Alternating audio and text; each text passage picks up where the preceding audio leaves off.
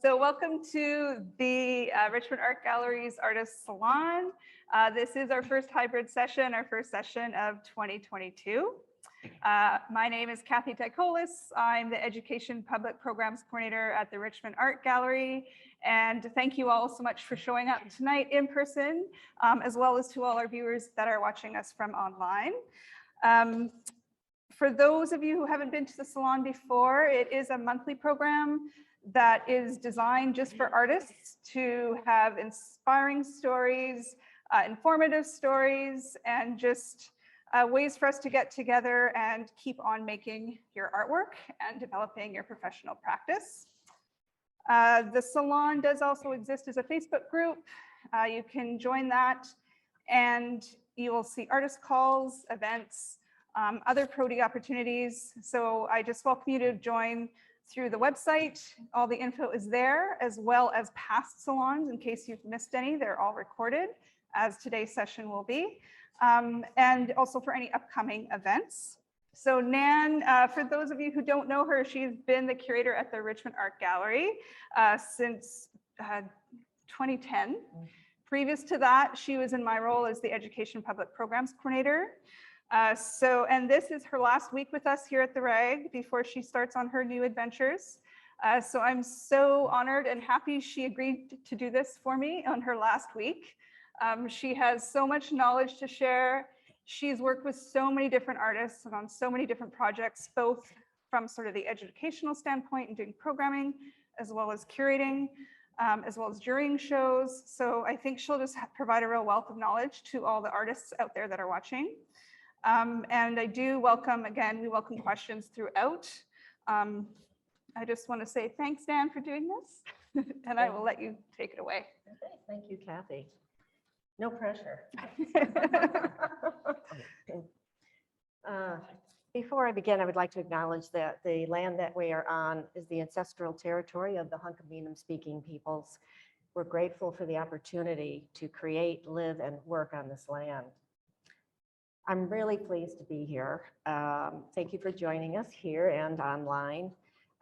When Kathy had asked me to be part of the Artist Salon, she suggested 3 areas for discussion. One of those was to look behind the scenes at some of the exhibitions that we had here that I had managed. A bit of history of the gallery for those who aren't aware of the history, and then to look at opportunities for artists as they're working on developing their career. One of the highlights of working where I do is that I've had the pleasure of working with artists. I've developed wonderful relationships with them. I've had the privilege of working with smart, thoughtful, talented people. I will be highlighting 6 exhibitions tonight, and it was really difficult to select some and not include others. I selected the exhibitions that presented a diversity of artists and the ways of working. So I'll talk a bit about the impulse that made me want to do or show a particular artist's work, and ask that question, what drew me to this work? What is it about? What kind of knowledge is it holding? How is that knowledge activated by our encounter with it? What kind of connections does it make with the community? Do these interests reverberate regionally, nationally, internationally? The other thing that we consider are, what are the education and public programming opportunities? How does it fit in the year's exhibitions? What kind of budget is required? Funding, we have a basic budget, but if we want to do anything above what that budget provides, we have to find grants. So there's usually a lot of grant writing. And then what kind of opportunities are there for collaborations?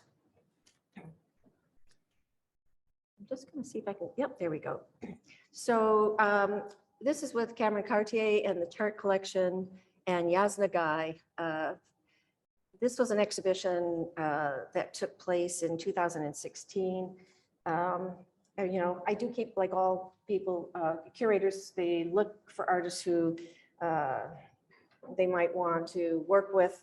I like to look at artists too who I think are underrepresented in galleries for all sorts of various reasons, none of which have to do with the quality of the work.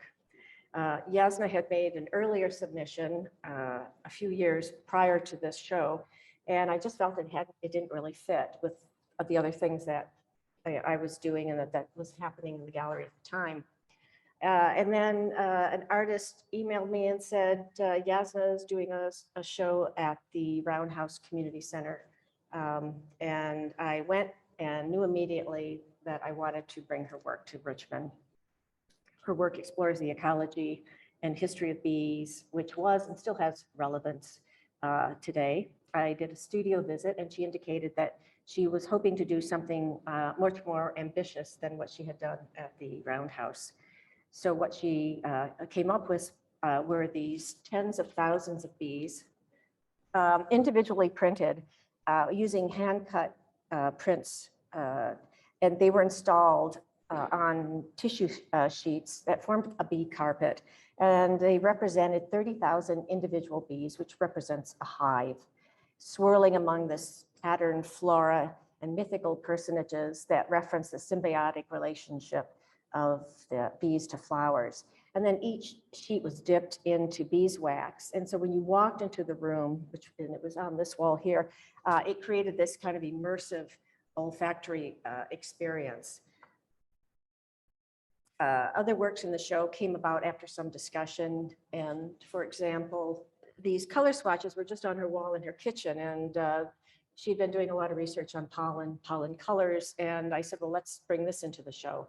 So these are the kinds of things that happen sometimes kind of spontaneously or just by chance. You happen to see something in their studio or that they're working on, and it just seems really fitting.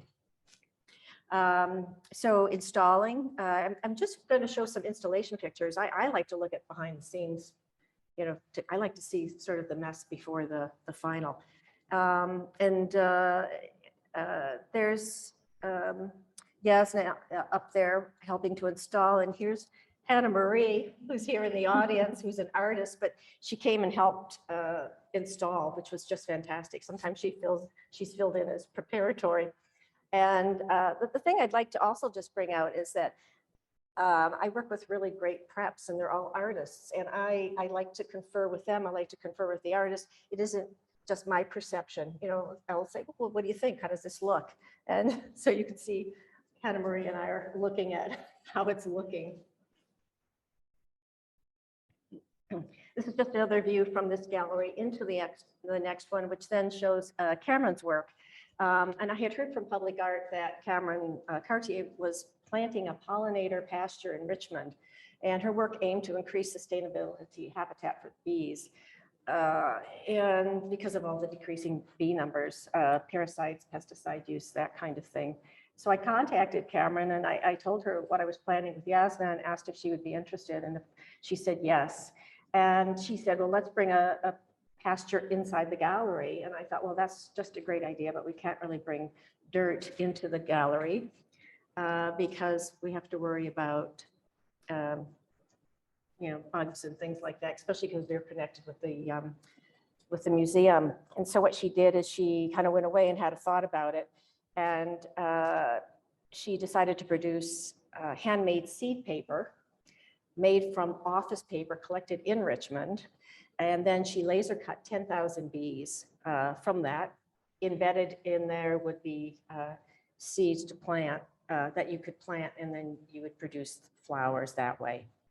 So then at the end of the exhibition, we had a final kind of a panel discussion, and then people in the audience could go to the walls and take the bees, and swarm, in essence, metaphorically, would fly away. And then some of the bees ended up in Kamloops or Kelowna at another iteration of the show. And here she's got, let me try to. So installing, you know, lots of people. Cameron was working with a collective. There's Cameron down there. And, you know, they would install, you know, several thousand bees a day until it was done. Now that I see these images so blown up, I apologize for the quality. They looked great on the computer. And public programming, opportunities to work with the community. I'm going to let Kathy talk about this because this is an amazing exhibition that just kind of went on and on and on in terms of community involvement. Yeah, so I mean, it helps. Cameron is an instructor, so she's very used to working with different age groups. And she had a lot of ideas of things that might work in the community and also for specific age groups. Luckily as well, she's a great grant writer. So we had funding, which is something public programming is often lacking. So it's always great when we can either partner with someone or have someone that has access to funding. So we got a grant and we were able to do a bunch of workshops in papermaking. Cameron did them like much before the exhibition started. Just she would go out with her small team out to the community, different community groups that volunteer in different ways. She would like be their guest for the day and they would do all these paper making workshops. So she would talk about how to make the paper, how many seeds to put in. So they learned a little bit about gardening as well, which was quite interesting because you had to a certain ratio of seeds. It appealed to kids, it appealed to seniors and everybody in between. Everyone knew at the end they would get to take, once the paper was dry and everything, they could take some home so they could have some flowers for their own garden. We went to schools, we did workshops in I think 3 or 4 different high schools nearby as an ongoing project. So each of those classes then did their own art installation at their school, which we brought Cameron back to, and she gave them all a critique, which was, you know, pretty cool for high school kids to get a critique from an Emily Carr professor. We documented everything. It all went on our website. So the kids even had like a show online with all their web images and their artwork. Yeah, it seemed like there was just endless events, and time of year was helpful as well because we could do a lot outdoors. That's also, I think, an important consideration for certain exhibitions, thinking about time of year when you know you're going to do certain types of programming. So when would it fit? You know, this wouldn't have worked in the winter. There was big finale days as well, where we could all be outside and have celebrations that way. We could tie into other events, like we tied into culture days. So that enabled us to hit everybody in this building to do something around bees. So we actually did have live bees in the library in a hive. We had people outside hosting farmers markets, selling honey and all sorts of things. So we could really tap into all these different people that normally would not come into the gallery. So that was a massive undertaking for all of us. But because that one sort of topic of bees was like so relatable to so many different people and could feed into so many different groups, really, it just helped us grow our audience, you know, so much more, and made, you know, when we did have a finale, we had all sorts of people coming and wanted to be there because they wanted to get their bee. You know, we had just so many different little events like that that really hit on different groups, which was great. And so as an artist, it's really great to think about that sort of stuff. Like, who would my work appeal to? You know, how can I reach people beyond just the art community? Because also just our location, you know, we're right beside a library where, you know, we get tons of little kids and families in here. We have to, you know, keep that in mind. Doesn't mean it dictates the types of shows we do. It just means we have to keep all different types of audiences in mind. And as an artist, I think someone like Cameron, and Yasna as well, who is a former high school teacher, you know, she could really also think of different ways of appealing to different communities. So they were great to work with, really easy to work with. Yeah, it was easy. And I mean, in terms of Yasna, as Kathy had mentioned, she was working full-time as a teacher, and then when she retired, she really was able to devote herself to her work. And I felt that this exhibition really kind of helped launch her and give her a higher profile, so that, you know, she started showing her work more in the United States as well. So it was a really great opportunity for her. And then of course Cameron was happy and continues, you know, continues to grow. So it's been great. The next show I'd like to just look at is the exhibition is Lise Lemieux, A Girl's Gotta Do What a Girl's Gotta Do. Lise, I had been watching Lise's work. She had at one point been at Republic Gallery over the years. I was really drawn to the type of work she did, her line, her work with fabric, this kind of sense of materiality, her work with body and figures, and also balancing between that and abstraction. I had contacted her and gone on a studio visit, and it's again one of those things. It's often that impulse is I want to show this work. I think this has a great potential here at the gallery. I had seen a lot of her little sketchbooks. I had expressed interest in those sketchbooks, and looking at the scale in the sketchbooks, I had just said, these look like these could really be a lot larger. And so she took on a very ambitious project here, and she decided, we talked about how much space she would need, and then we just decided, let's just give her the entire space. And so what she did is and she was working a lot with black felt at the time, and she decided to create, in many ways, this experience. And these are large felt ovals. And for me, they still represent the figure, sort of promenading or lumbering across the walls. Some are leaning, and and I love the reflection that they present on the floor. And on the right side, she, again, with that kind of line, which would normally be with ink, which she uses a lot, she used felt again, and she created this very gestural line on the wall. And here's some of the installation shots. I mean, it was a very ambitious project. And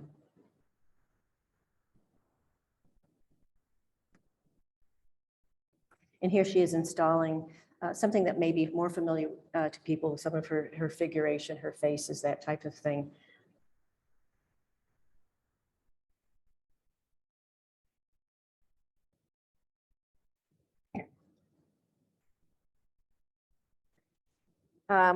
We had written some grants, and we had funding. So we commissioned Zine Kwan to perform a dance. And that was a wonderful opportunity to work and bring in music and dance into the gallery.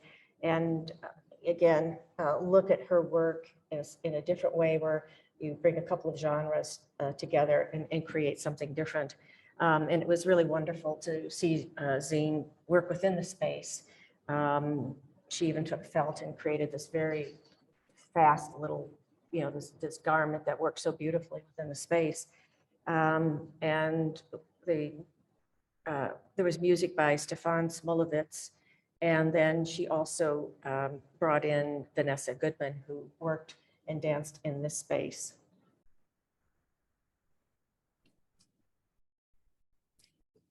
And again, it wasn't a long performance. A lot of people were standing. Fortunate ones were sitting. And then afterward, we had a discussion where, the musicians, the dancers, and Lise, discussed the work. With this exhibition, Lise has also said it herself that it was, again, another jumping off point for her. I think it was, again, profiling her. And I'm really pleased to have Willabali here in the audience, because he represents her at Willabali Art Projects. And I'm happy for her. I'm happy for you, Will.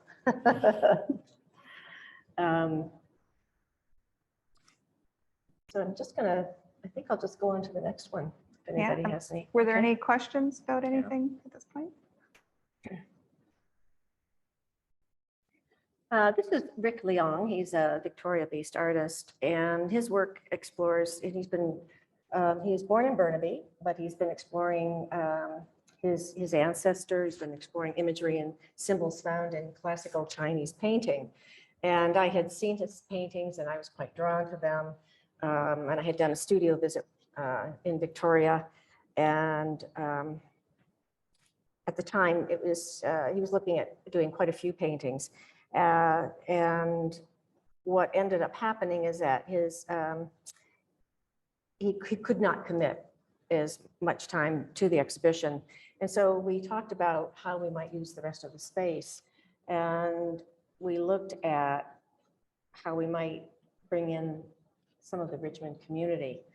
And in thinking about it, we decided we asked 3 artists who were working and living in Richmond, who were trained in the traditional Chinese arts from China, Hong Kong, and Taiwan.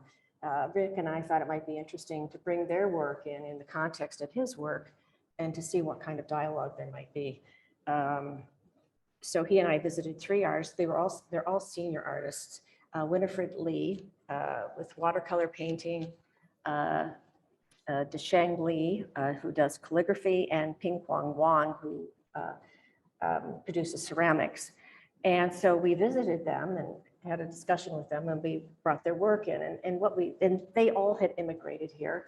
And so I have this kind of crossover where their work has also changed from when they were trained at a much earlier time in their careers, and what it was like to live in Canada, to live within the Canadian landscape. And of course, Rick's work is a combination of looking at of Chinese symbolism, but then also looking at the Canadian landscape. And he does spend a lot of time outdoors.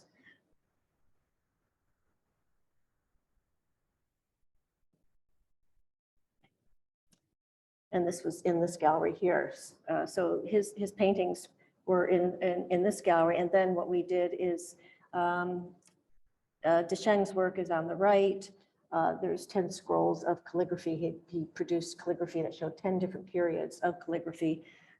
Ping's work, he produced these birds in the middle, and then Winifred's work is a little bit further down the line. It was interesting because their work is not usually shown in a contemporary art gallery. They were really, I mean, Winifred has shown here actually before. And we do have one of Ping's works in the collection. And Desheng, we needed an interpreter to communicate with him, but he was so excited, and then what happened was Rick created a painting and then handed it over to Desheng to see what he would do with it in terms of calligraphy. And he overwrote the painting, and it was interesting to see what he might do with it. And here is Winifred's work, beautiful watercolor traditional work in an accordion book. And we created just a shelf for it, and it ran alongside the gallery. It was an exhibition again where we brought in, we had public programming related to Desheng did a calligraphy exhibition.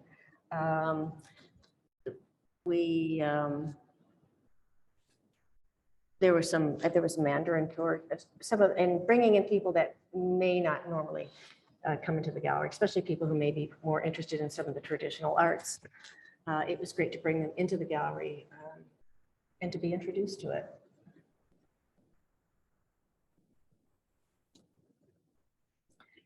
This was an exhibition with Mark Haney and Seth,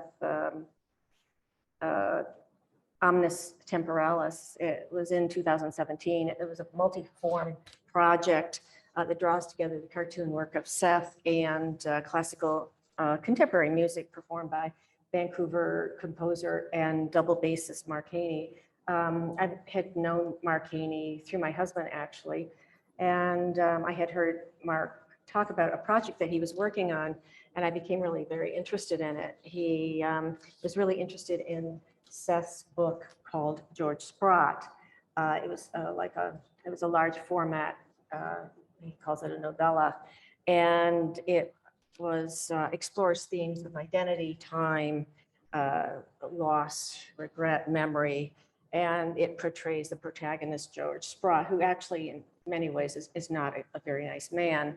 And Mark was very interested in the project and he contacted Seth. In fact, he sent him a fan letter saying how much he liked his work, and he sent samples of his own work, things that he had worked on, and Seth was very interested, and then Seth came here and we discussed what we might do in the gallery.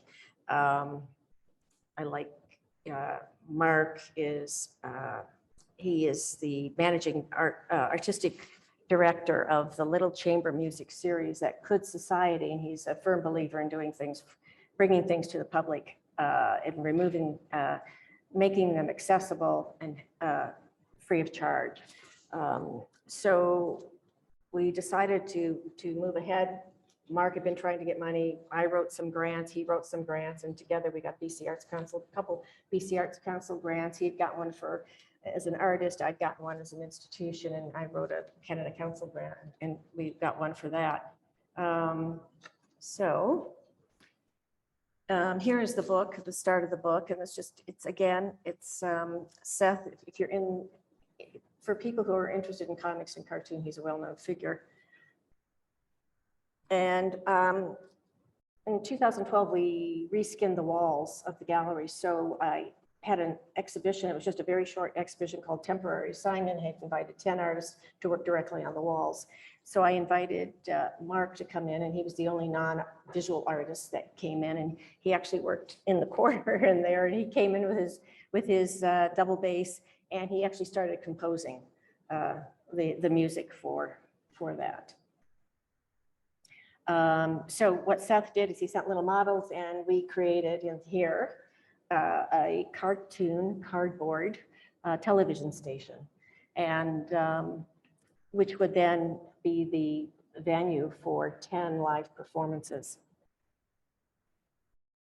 And so here's a performance with the actors, and I think this is actually I can tell it wasn't they had little twinkly lights in the thing, and they weren't working that night on opening night, so this must be opening night.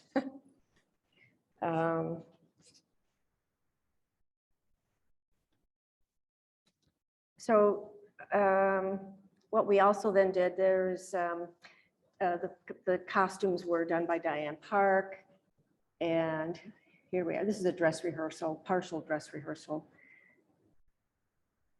And the costumes were amazing. Diane took them from the book. There's the clouds. She took imagery from the book. And then again, just some installation shots. And so what we did is then I was kind of responsible for the rest of the gallery space. So I took imagery from the book, and we created different segments. In the gallery, there were some sketchbooks of Seth. There was the wall of a storyline.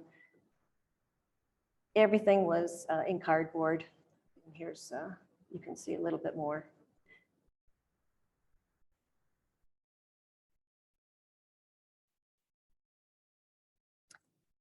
And that is George. We did a wonderful drink and draw session. Where we had a drink and draw session, and then also Mark Haney came and played the bass, and that was really wonderful. And then you also had done some programming with Caremaker. Sean Caremaker, yeah, local comic book artists, did a bunch of comic book drawing workshops for free. Yeah, everything was free, I believe. Everything was free, yeah, which was fantastic. And then all the 10 performances were free as well. Mm-hmm. This is with Ed Hannah, the Decameron Retold. This was a project that was developed over a few years. I had met with Ed and looking at a project that we might do, and he was open to it. He had been kind of living between the East Coast and here, and he was now situated in Burnaby. So we could look at maybe doing a really large project where he would be close by. And one of his projects, he goes off to site, and he might spend several weeks installing and working with the community. So this was great to be able to have him here. So I had written a new chapter grant and we were awarded a really nice, generous sum of money, which helped immediately. And so what Adad settled on was Giovanni Boccaccio's 14th century work called the Decameron. And it's, he titled the show the Decameron Retold because it is a retelling of a story. So it's a retelling of a retelling of a retelling of this comprised of 100 tales. It was written during the time of the plague, and these young people had gone off and in a retreat, sequestered to get away from the Black Plague. And it's a well-known work that over the centuries, artists have actually painted.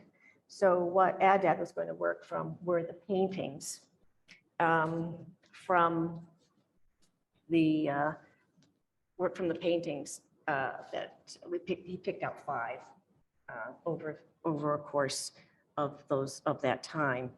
For those that are familiar with Adad's practice, part of it was he was, especially at the time of his career, creating these video tableaux vivants, and in addition to his photographic work. And so the tableaux vivants were popular in early 20th century, where people would set up little like stage sets, and they would dress and they would position themselves and copy a painting. With Adad, he was creating videos, not just these stills. And so what would happen is the models were asked to hold a pose for about 5 minutes. And of course, nobody can hold still for 5 minutes. And so there'd be blinking, there'd be moving, there'd be, and so when you're looking at the video, at first you think it's a painting or just a photograph, and then you see this movement, and it brings in the whole history of painting, of photography, video, and it's when you first experience it, if you haven't, it can be quite unsettling. And it was actually a lot of fun when people would come into the gallery, especially those that were not familiar with Adad's work at all, and they would look at it and really kind of have to ponder what was going on. So what we did is we had a call for volunteers, and we worked for a month constructing these 5 tableaux. And we worked in the performance hall, and we worked in the gallery. We had about 50 volunteers, and they really are the ones who did the construction, the sewing. They were part of the models. For me, this is an important project because it involves so many community members. Again, bringing in community members to experience something, and working with a professional artist.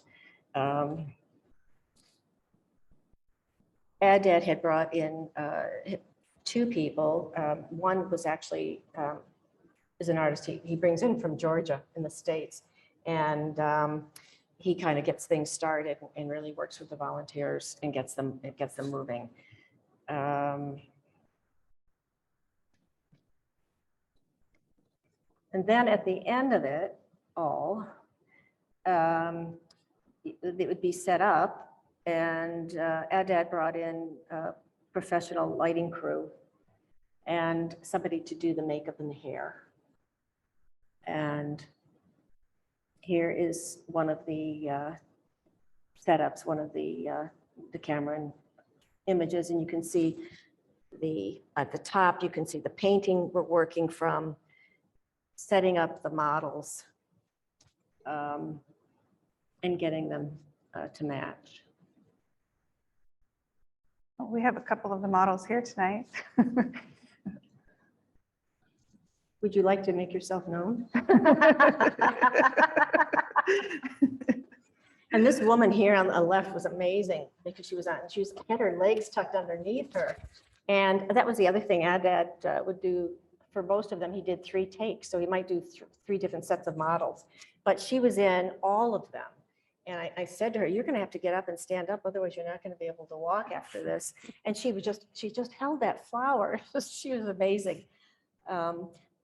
Everybody that worked on the project, there were people in the building, people could walk through and see what was going on, the volunteers. It was just a great project for people.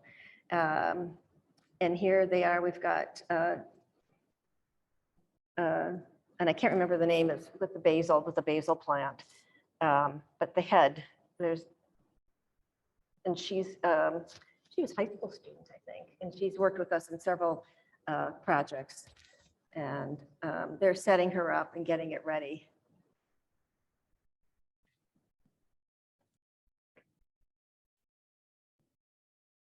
And then took an entire day. We brought everything from the performance hall into the gallery and started setting it up. And here is one of the volunteers getting dressed. And I mean, the costumes too. I mean, a lot of them, they were barely sewn. It was just draping fabric and tucking everything in. But with photography, you can do a lot. You can fake a lot. And then this was the final installation.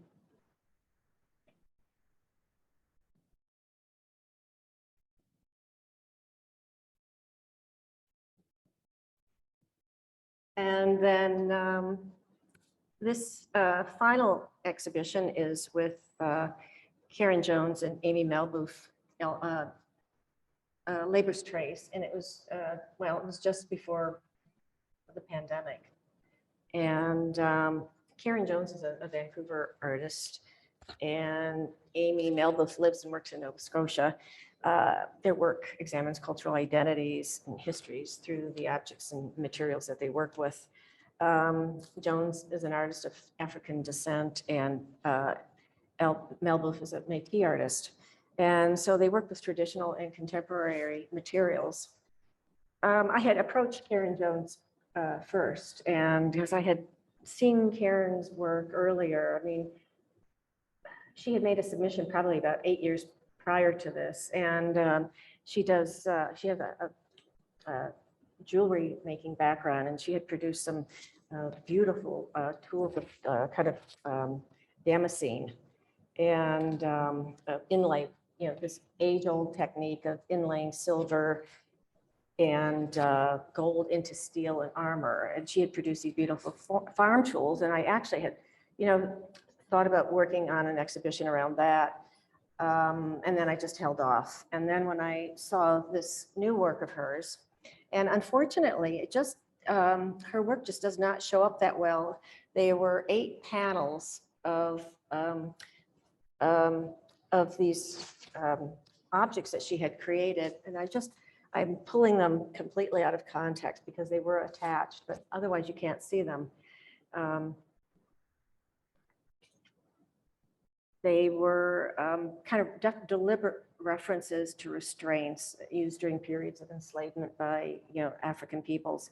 And they had different titles like grid, yoke, choke, and they were really powerful pieces. And again, when I saw those, I said, yes, these are the ones that, you know, we would like to bring here. And again, I think Karen is an artist that so much of her work has been in jewelry. And I was so happy to be able to bring her work into the gallery. And again, I think she's another artist who has now gone on, and, you know, she was in the Vancouver Art Gallery show. In fact, they acquired some of her pieces to their collection. So, which was just great.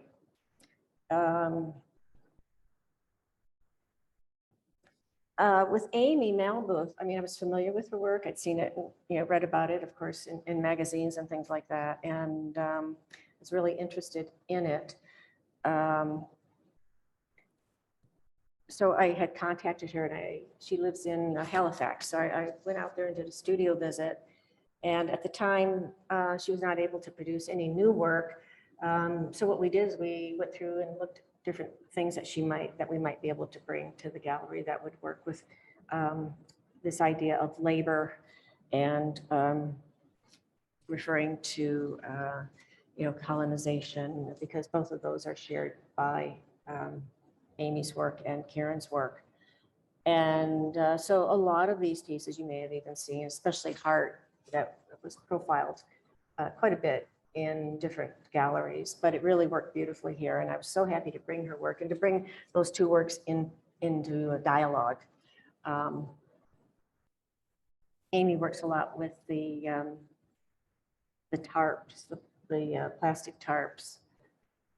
And then again, I'm just going to, this is again, the installation in this room with Karen's work. So that's 6 shows that I, brought. Just I think they all work very differently. They bring in community. They touch on community. I like the collaboration aspect of them that they bring with different people working together, working with different organizations. And I think then we were going to talk a little bit about the history of the gallery, briefly.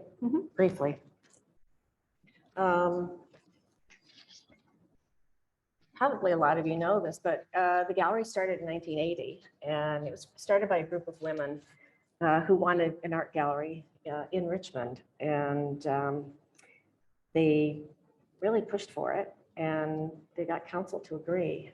But until that time, they worked in a hallway of a building, and then they worked in out of an old Safeway, and until this building was built. And I love the idea that this gallery grew from that, this kind of really commitment. And they formed what we called the exhibition committee. And they were putting up work every 2 weeks. And I laugh because there are a lot of hammers in our tool chest.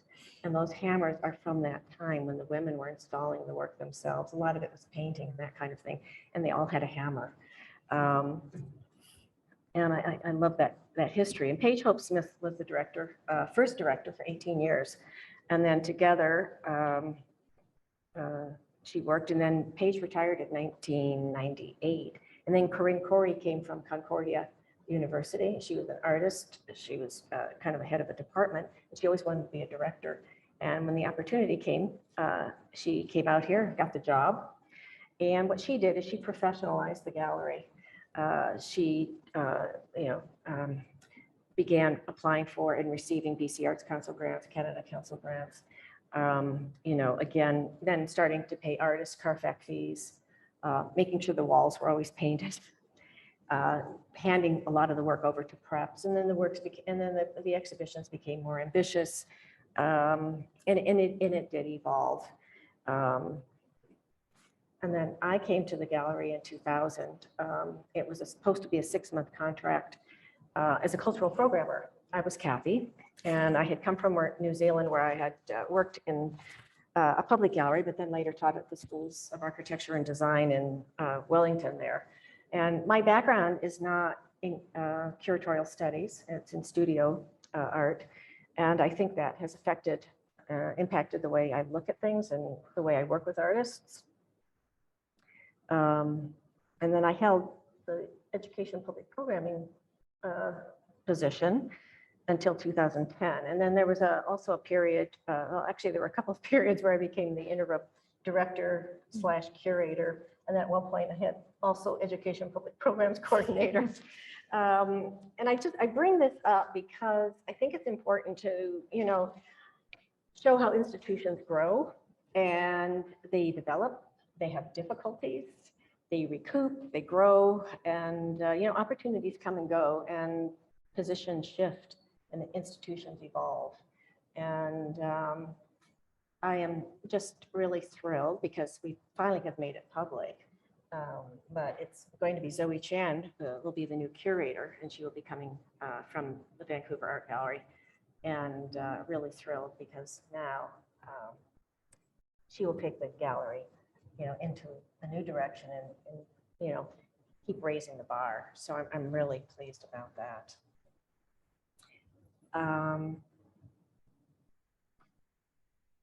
So I think I know there were some questions earlier. One of the things, of course, the Artist Salon does, and Kathy has been running it, and we've had so many great salons. In fact, let's move one slide. There you are. And actually, Will, you were in one of them, but I think you didn't catch that screenshot. But you've been part of the Artist Salon as well.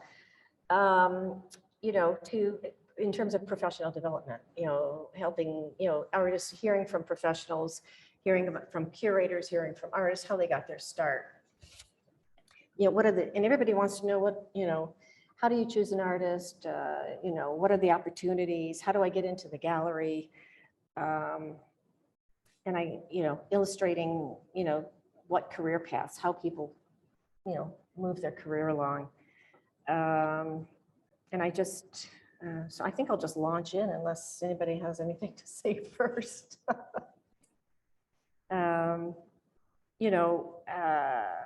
Knowing what, first of all, knowing what you want and knowing where your art fits in. You have to find those art opportunities and look and to see, what kind of art are you making and where does it fit? And understanding that, there kind of needs to be a reckoning from what you want and what you make. And I think some young artists, as they're working and figuring that out, they want to show their work, they want to get it out there. But you really have to, you have to work, you have to research, you have to look to see what kind of opportunities are there that match what you are making. If you're painting traditional landscapes, which is fine, you probably are not going to approach a contemporary art gallery unless there's a reason why you're making these landscapes and you're, critiquing something or bringing it into a contemporary, using a contemporary lens. I would just say that and I can't speak to commercial gallery, where they are there to support and sell artists' work. I've been working in a public art gallery. We don't sell work. We support artists by showing their work, having programming around it. But I would just say, especially, well, with COVID, but even before COVID, websites are great. I really, I think that's a good place to put some of your resources. Create a website. It can be simple, but create a website for your work. Often I'll get asked, well, can you come and do a studio visit? And with other curators as well. There just is not the time to go do all the studio visits. And so what I will say is, if you have a website, give me the link and I'll look at the website. And I will do that, and I will keep things on file. It's like Karen Jones. I mean, it was almost 10 years before I showed her work. And, and there were several years before I showed Yasna's work. So sometimes things, you may like a work, you may think it's, the good work, but sometimes you're just not the right place for it. As a municipal gallery, as a public gallery, we have institutional mandates and we schedule anywhere from, 2, 3, 4 years ahead. And then we also have to look at the entire year. What are we showing the entire year?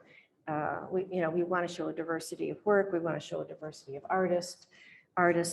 So all of these things come to play, and it's, there's a lot of good work that does not get into a gallery, and a gallery is not the only place, to show work. And I think if you're an emerging artist, really start with small steps to build up your work, to build up your confidence, to build up your networking. And again, I think a website is a great place to start. Even Instagram, look what's happened with Instagram and seeing work. Just trying to see what we've got here. I do have a question from someone online. Okay. So thank you, Nan, for your wonderful years of service. What is next for you? I'm going to be like an emerging artist. I'm going to have to figure that out. No, it's funny that that question came up, because I have to see, I'd like to keep working with artists, but I will have to now look at a different way of working with artists. Look at working with artists not within an institution. So, I'm excited. I may make my own work, not with any idea of even showing it, just for the pleasure of making it. But yeah, to continue working with artists. I mean, the creative life is a very good life. I mean, it's not an easy life, but I think the creative life is really so worthwhile. And when I talk to different people at different decades, Mark Haney, for example, I mean, I talked with him at one point, and I think, as he was, everybody struggles at different points, but I think if you hang in there, if you really hang in there, you find your place generally. And I think you find satisfaction. So I would just say, hang in there, keep working, and don't get COVID.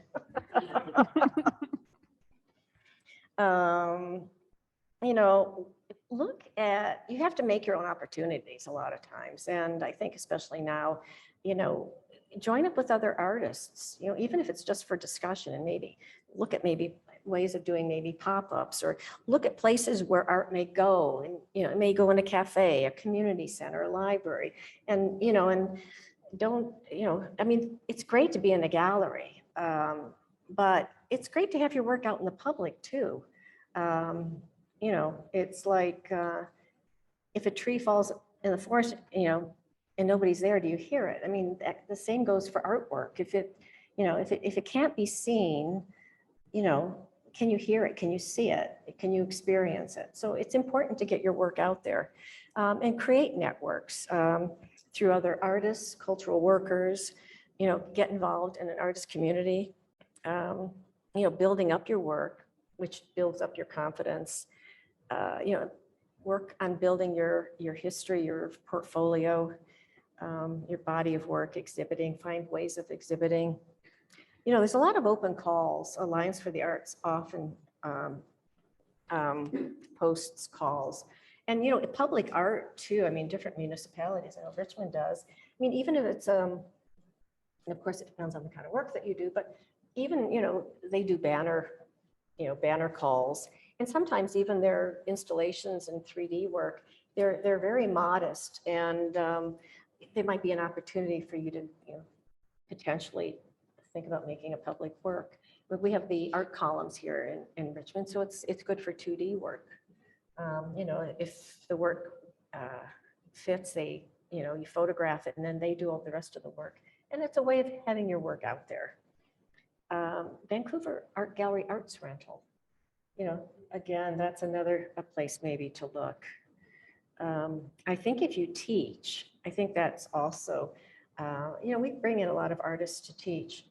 I mean, anything from painting to embroidery to printing to bookmaking, drawing, comics, cartooning. I mean, all of these things. A lot of artists come in, and when you get involved in the community,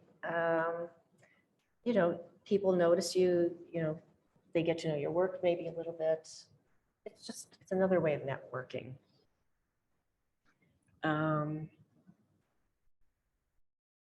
And, getting it out there. I mean, I don't think that galleries in some way should be so privileged. Good work exists outside of the gallery. Another question from online. Yeah.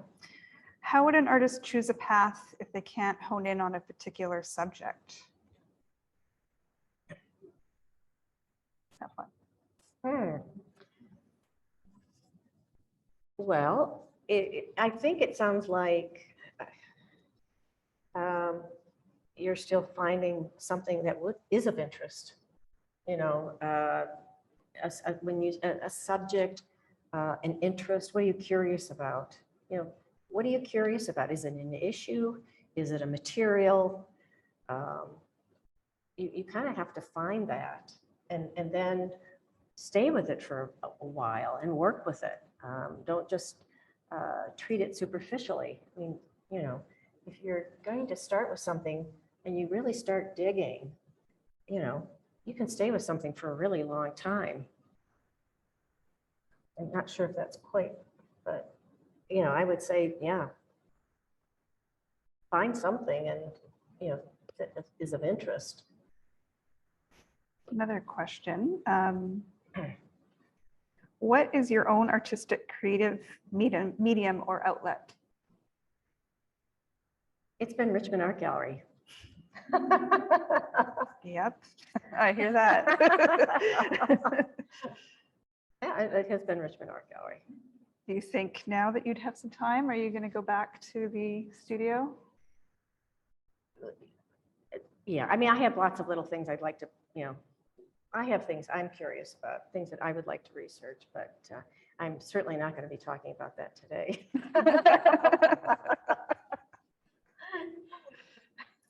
That's down the road. Yes. Yeah. Is there any other questions about anything today? I think we had another one that came in. About how to, was it the emerging artist? Yes. How does an emerging artist kind of get seen? How does an emerging artist get into a gallery? Right. And I mean, I think just in looking these other ways, I mean, as I said, good art doesn't always make it into a gallery. I think you really have to kind of make your opportunities. And as I like Lawrence Ferlinghetti, he says, you know, find your lyric escape. I think you have to find your lyric escape and keep working with it and enjoy it. I'm going to ask a practical question for people who are here, and then maybe even people online if they would add to their chat. We're playing with online live streaming, which we're trying. This is the first time we've done that today. So first time we've done that online and in the real space. Is there a preference? I'd love to hear from people here. Yeah, thank you. Just to paraphrase, and really, I probably will miss some of it, but that the pandemic has, for people online, the pandemic has actually presented the opportunity. Zoom, there are some benefits for Zoom. You know, you can be watching something from, you know, across the world. You know, different people can come together in a space that normally would not be in the same space. But then now we've got this hybrid where I think what, you know, people will see, and I've talked with other galleries as well, where people don't always have to be in the space, you know, but then on the other hand, it feels good to come and be in a space. And I think art galleries are very safe because they're usually fairly, you know, spacious, and there aren't that many people in them. So I say go visit your art gallery. And JP is going to be our guest artist for next month's salon, actually. So just for those online, yeah, he was talking about how as artists, we now have to navigate this whole new format, but, you know, perhaps that is a new art form that I know JP takes advantage of. And as we're all learning it, but it is something that the youth are definitely super used to now and getting used to. So it provides a lot of opportunities. I can see from online, there's a lot of people that say they prefer it just because they're so busy or they live far away. So it's definitely opened our eyes to, you know, how our programming can change and how many people do like it. It's also, you can watch it whenever. You're not committed to, oh, I have to quickly get here by this time and fight the Vancouver traffic. So there's definitely, you know, those bonuses. But yes, there's definitely something about being in person, especially when this program first started. It really was me trying to find the artist community and can we bring them together, because it just felt really disjointed locally within Richmond, and it helped. I mean, the people that have been coming regularly, I mean, I recognize all your faces, you recognize each other. Some of you have collaborated on things or gone on to bigger things or just gotten to hear about different opportunities that you might not have known about until you came here. So it was great. And now moving online, it's just opened up to a whole new, you know, we're getting people from all over Canada that are watching, which has been really interesting. And again, like you were saying, I'm not sure, we are in this awkward moment of, will this continue? Are we zoomed out? You know, or is it just going to be a part of our lives on moving forward? So it's, yeah, we're in an interesting moment right now. We'll see.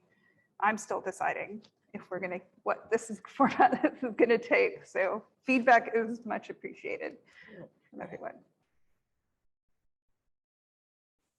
Well, was there anything else? Anybody? Yes.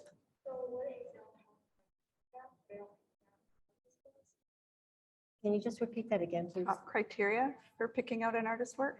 Top criteria. Wow.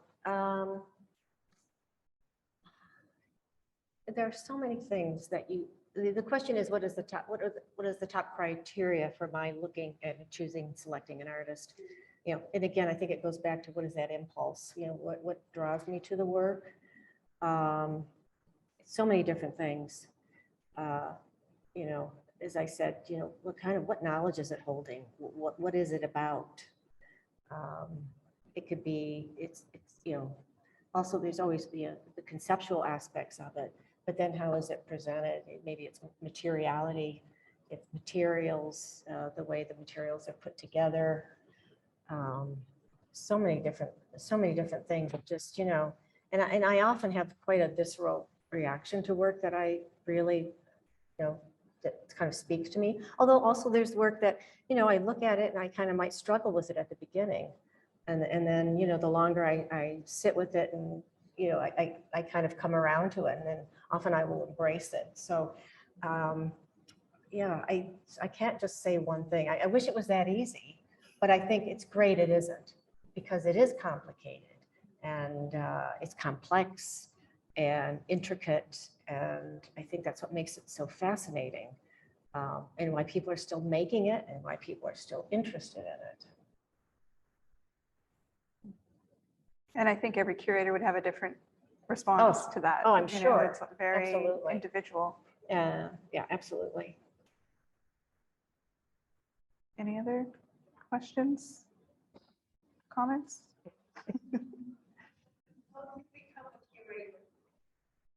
How did I become a curator? Yeah. Oh, well, yeah. Now they have curatorial studies. Years ago, you didn't. I mean, you would have maybe art, it would be art history, and it would be be more academic. But now with curatorial studies, but artists, become curators. I mean, sometimes they'll do both. They'll have their artistic practice and they'll decide to curate some shows and that type of thing. And then there are, I know a gallery dealer who has become that because of his interest and love for art, and he's left one part of a life and come into the arts. And I think that's fabulous, because again, you bring different things to it. I like when people work outside of their normal way of, like, the way they've been taught, potentially. Or it's like even with artists, they might be working really proficient in one medium, and then they have an opportunity to do something else, and it's very freeing. I often think of these printing studios where an artist will go in who's never printed, but then they've got all these technicians and everything, and they help them, and and maybe they've been working with digital medium, and now here they are working with print medium, and they don't have the rules. They don't have that education behind them. And I think sometimes that's great not to have that education, because you don't know. And so you just do it. And I think that can be very freeing, and new things can happen that way.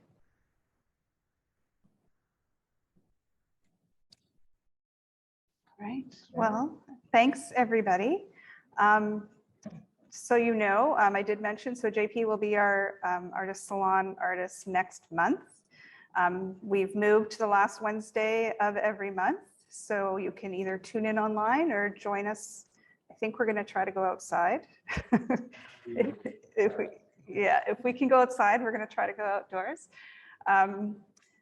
I have a little something for Nan, because I just couldn't resist. Oh my gosh. I mean, Nan has been, well, she hired me. I wouldn't be here without Nan. She's mentored me all these years. She's been my partner in crime in pretty much everything we've done here, the long hours we put in here. So Nan, I just had to say thank you for everything. Oh, I don't get to miss you. Thank you.